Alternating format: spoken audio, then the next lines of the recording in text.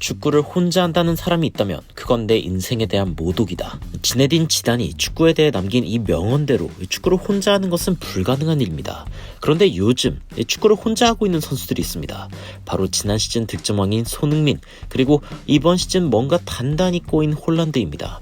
두 선수는 토트넘과 맨시티의 최근 경기에서 잠깐 서로 포옹과 몸싸움의 어느 중간쯤에 있는 동작을 보여주어 팬들 사이에 논란이 일기도 했는데, 한편은 두 선수가 서로를 가장 잘 이해할 것이라며 현재 전술적으로 외면받고 있는 이 두 선수를 주목했습니다.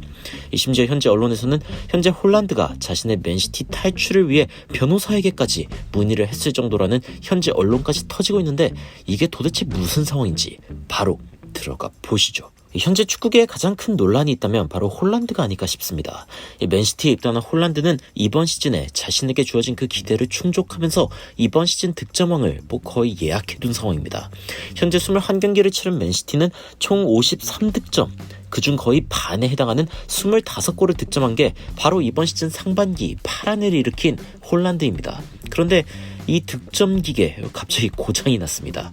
도대체 언제부터 고장났냐고 묻는다면 그래도 비교적 최근인 1월 22일에 울버햄튼을 상대로 해트트릭을 하기는 했지만 가장 큰 징조는 바로 맨유전이었습니다.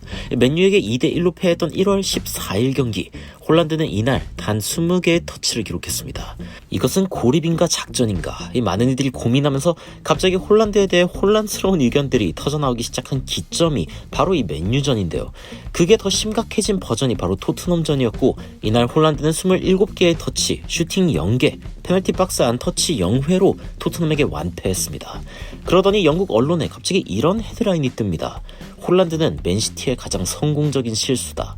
그러고선 홀란드가 아니라 케인을 영입했어야 한다는 말이 그 뒤에 이어지는 기사 제목인데요. 그 뒤로 사방에서 홀란드가 현재 맨시티에서 불행하다, 펩 과르디올라도 홀란드를 원치 않았다, 온갖 기사들이 터져나오기 시작합니다.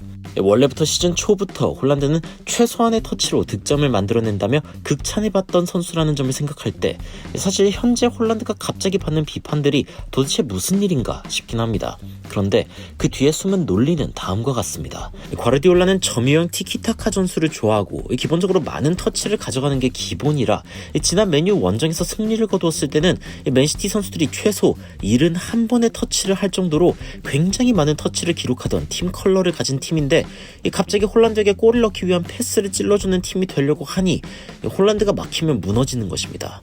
실제로 토트넘은 이날 다이어를 끌어올리는 전술로 홀란드에게 공이 배급될 수 있는 길 자체를 중원에서 틀어막는 꽤 위험한 전략을 시도했지만, 이 높은 압박으로 인해 케인의 골이 터졌을 만큼 그 리스크에 따르는 보상도 제대로 가져갔습니다. 그런데 이 상황, 뭔가 익숙한 향기가 나지 않으시나요? 바로 손흥민의 역습에 의존하던 무리뉴 시절 토트넘은 케인과 손흥민의 환상적인 상호 이해로 놀라울 정도로 많은 골을 만들어냈지만, 안타깝게도 그 뒤로 심해진 손흥민과 케인에 대한 견제로 인해서 무너지는 모습을 보여주었습니다. 결국 현재 콘테 감독은 이 의존을 줄이기 위해 손흥민의 영향력을 줄이는 극단적인 선택을 하면서까지 자신의 전술을 더 철저히 도입하려는 선택을 했고, 맨시티는 오히려 토트넘의 반대로 한 것입니다. 과르디올라는 자신의 전술을 버리고 홀란드를 의존하는 방향으로 전술을 재편성했지만 그대로 최근 박살이 나버리고 말았습니다.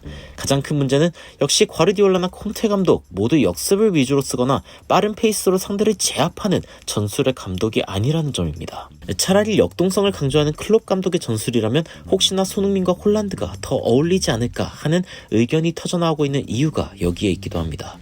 결국 경기 중 서로를 잠시 안고 다시 휘슬을 불자 각자의 자리로 뛰어들어간 홀란드와 손흥민의 모습이 뭔가 안쓰럽다는 반응이 전해지는 이유가 이해되는데요. 자신의 색깔을 버려가면서까지 홀란드를 써보려고 했지만 이제는 홀란드를 포기할까 고민 중인 과르디올라, 그리고 어떻게든 손흥민의 적응기를 참아보면서 자신의 전술 안에 손흥민을 두려고 하는 콘테, 어느 감독이 이번 시즌 더 성공적일 수 있을까요? 두 감독 모두 기대 이하라는 평가를 받는 가운데 득점왕이었던 손흥민, 그리고 득점왕을 앞둔 홀란드 모두 비판을 받고 있는 현 상황을 보면 축구는 감독 노름이라는 말이 무슨 말인지 참 와닿습니다. 그래도 손흥민의 폼이 회복되면서 콘테 전술 안에서도 길을 찾아가고 있는 손흥민인데, 손흥민은 항상 진화하는 선수였으니까요. 이번 시즌도 끝까지 손흥민을 응원해볼랍니다. 놀라운 논란의 미스터 논란이었습니다. 시청해주셔서 감사합니다.